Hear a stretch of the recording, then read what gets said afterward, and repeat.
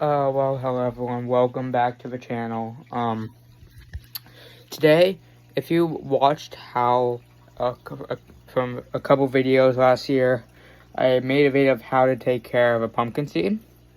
But since I recently got a largemouth bass in the tank, today we're going to do care guide for the largemouth bass. So anyways, let's get started. Before we get started, just want to let you know that I am going to start making videos on a weekly basis, so every week I'll try to make a video if I can. If not, I'll let you know on my YouTube, Fishbrain, and Instagram. Try to let you guys know, and also, that's going to be starting after this, actually after next week, because next week there won't be any video. I'll be in Wisconsin visiting family for Christmas, so, yep, so it's not going to be a video next week, and so, yeah. Well, enough yapping, let's, get to the video. Okay, so, you've seen this tank in the last video. Obviously, I'm not going to go into too much detail about it. But, this is a largemouth bass. His name is, Moby, inspired from the YouTube channel Bama Bass. So, he's a largemouth bass. Here's Blubby. We're not going to talk about him too much, unfortunately, today. I have, if you wanted to check out how to take care of a pumpkin seed, I have a video to that in my channel. So, check that video out. It's called How to Take Care of Pumpkin Seed. And also have plecos in here. I'm going to do a kind of more complicated fish. I'm going to do something on that maybe next year or something. So stay tuned for that, and then I'll make a playlist for all my how to take care videos, all my how-tos. So, anyways, so this is a largemouth bass. His name's Bobby. Like I said, okay. Well, first we should talk about, what size bass you're gonna catch and what size tank you need. The tank behind me is a 55-gallon, I believe. I'm not sure. I forget. I'll let you know in the description. But video description. This is a 55-gallon tank. This is what I have my pumpkin seed and Moby in. Moby is quite big for his tank. I'm gonna keep him in this tank. He's probably not gonna grow any much bigger. So it's probably as big as he's gonna get in this tank. So yeah, but this is a 55-gallon tank. If you want to make your bass bigger, I'd move up to maybe a 300-gallon. They could grow to about full size in those tanks. But obviously, you don't have room for a 300-gallon, so that's what I'm sticking with for now. Someday, maybe, I might get a van. Or maybe a 200, but maybe 100, actually. But, never know. So, if you want your fish to grow, to be full size, I'd recommend an aquarium around 300 gallons. And yeah, so if you want them to grow to a certain length or a certain size, get around a tank is what I have, which is 55 gallons. So I might be wrong. I'll put the actual information in the video description. But this is a 55-gallon, I believe. So, not sure. I should probably stop saying that again. But yeah, it depends on the size of bass you catch. And actually, that leads into the next topic, which is bass sizes. Let's get to that.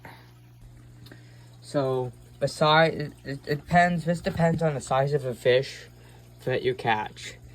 Like, if you're catching a big bass, put it in like a 300-gallon. If it's like a huge, like 3-pounder or something, do that.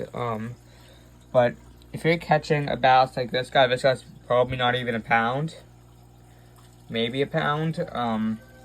Sorry, my clock's going off in the background. Yeah. So this guy is probably around a pound. and he fits great in this tank. I'm not gonna say the gallon because I'm probably wrong after all these times, but if I'm right, I'll post in the description. So yep, and I'll show you kind of what stuff we need. So if you're getting like a baby bass, like from a hatchling, this would be a perfect tank size. If you have no other fish, but just make sure you don't have any other fish. If you do get a hatchling that will probably eat it, like little pike, or even if it's small enough, a pumpkin seed or bluegill could eat it. But I did not catch this guy's a hatchling. He's probably maybe about, when I caught him, maybe I'm saying 4 months old. So I'm not sure on the exact age. But yeah, if he was 4 or 5 months, now he's like 8 months old now. So almost a year, buddy. Well, it'll be a year if we knew when we caught him. I'll have an actual birth date for him, or when he was born, but I don't have that. So it's kind of, I don't know what the catch date was. Actually look at that. I caught him, I think, sometime in August. I think it was August. No, not. Yeah, it was August. I think someday in August. So his catch month will be someday in August. Probably a random day, maybe the first day of August. I don't know. I forget the exact day I got him. So yeah. So this is the tank setup. I'm just talking. You might feel like I'm talking nonsense right now, but can you keep that private, Bobby, please? Thank you. So I already fed him, just letting you know, so we won't gonna be doing it. Are you literally still hungry, buddy? So we're not gonna. I literally just fed him like seconds before I turned on the camera. So we're not gonna do a feeding today. I'll do a short, maybe, yeah, short after I get back from my vacation. So I'll do one then. So keep posted. Yeah. Well, keeping a bass alive in a tank is, I talked about how to keep a freshwater wild fish alive in a tank in my how to take care of pumpkin seed video. But if you haven't seen that, I'll go over it again. And if you have, we're just gonna talk about it again anyways. So what you need, there are like few things you need. Stones actually try to keep the water clear. I'll just go over them now. A pump, obviously, to filter out the water, and aerator, which is what those bubbles coming out of right there. The aerator unit is just right up here. So just following the camera around. This guy is good because the knob here, I don't know if you can see it, but if you turn it towards yourself, it goes like down a lot. But if you turn it away from yourself, it goes up. I really like that. Since this tank's in my room, as you can see, it's good for when I sleep. So yeah, and pump obviously you probably know you probably know what it's for, but it's just to filter out, to get all the gunk out the water. And if you're able to, depending on the size of your bass, to help keep the tank clean, I'd recommend getting a few, depending on the size of your bass, because the bass could eat them. If you're able to handle, depending on the size of your tank, 1 or 2 more fish, I'd highly recommend getting some cleaner fish, is what I like to call them. Like any cleaner fish. If you want to catch a catfish are considered cleaner fish. Do that. But I don't have a catfish. Instead, I have plecos. You can probably see one right there, and they're all like hanging out in that area. They are one of the things to help keep this. Is what's helping keeping this whole tank pretty much crystal clear. So yeah, those we'll not talk about what they eat right now. Well, they eat algae. That's why to keep the tank clean, obviously. I'll do a care guide of those in another video. Like I said, probably not this week. Or probably not next week, I should say. But that is, those are good if you have a tank big enough for 2. Get 2 if you have a huge tank, like 300 gallon. Get, like, they're pretty small. Like that's kind of around the size of them right there. You can get 2 sizes. I call them the mini plecos. Can you guys move? Which is fish just taunting me now. Yeah, which is that guy there. He's maybe around that long. Like around that long probably. Around maybe as long as my finger here. My pointer, but so those are a great way to keep your tank clean. I'd highly recommend those if you want to. They do pretty much all the work. Like, they eat algae. That's why they're called.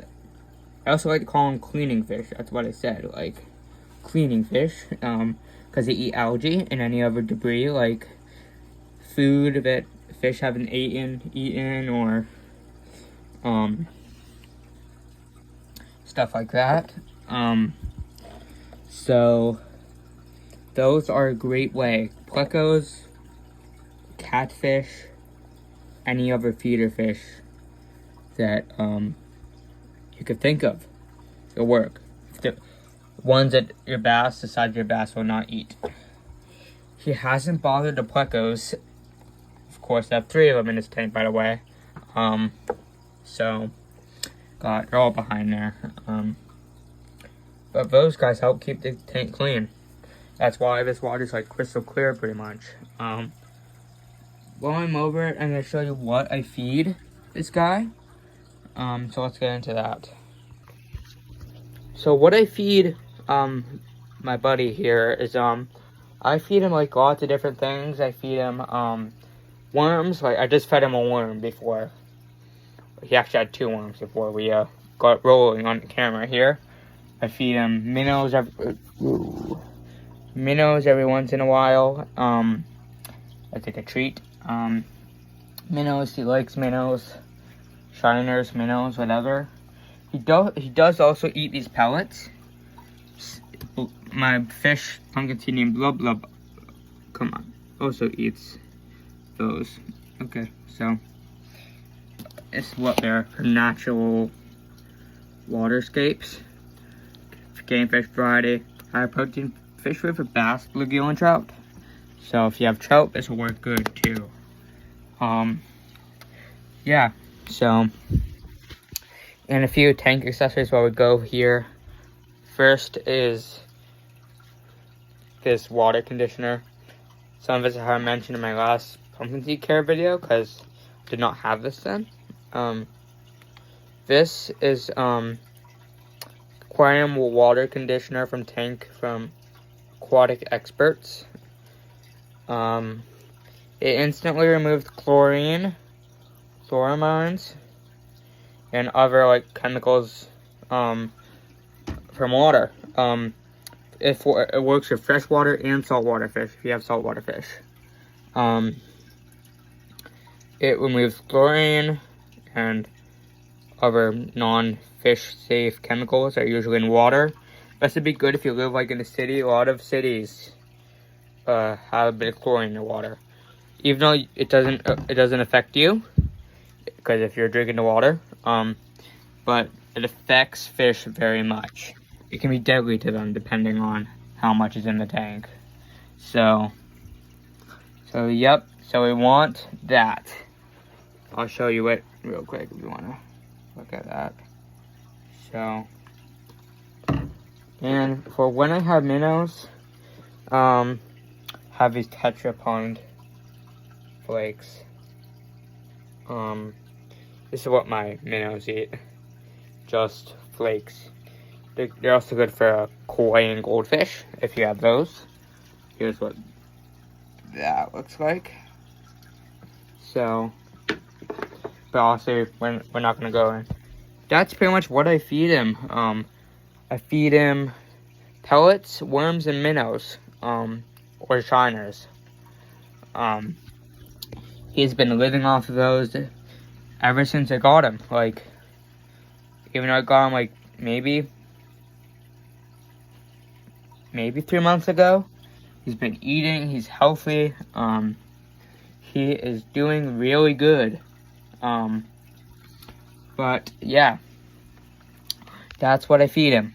And also my pumpkin seed loves eating the pellets and worms too. If you want to learn, like I said, like if you want to learn how to take care of pumpkin seed, I will have a video on my channel for pumpkin seeds. If you want to take care of those, if you don't have a bass, but bass are cool.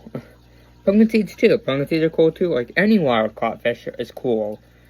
I think they're really cool to have them in a tank in your house. So yeah, like my phone's running low. Let me just, can't see, but because I'm just filming on my phone right now. Okay.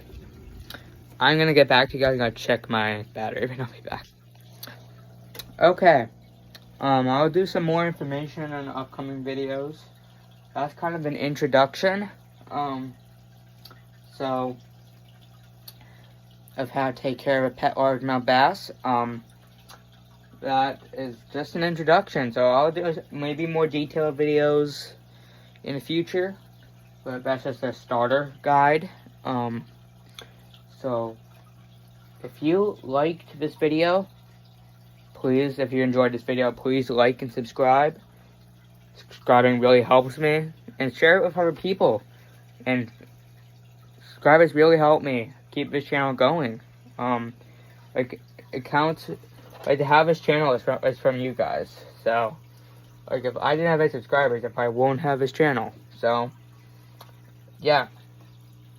What are you doing, buddy? So that is it for this video.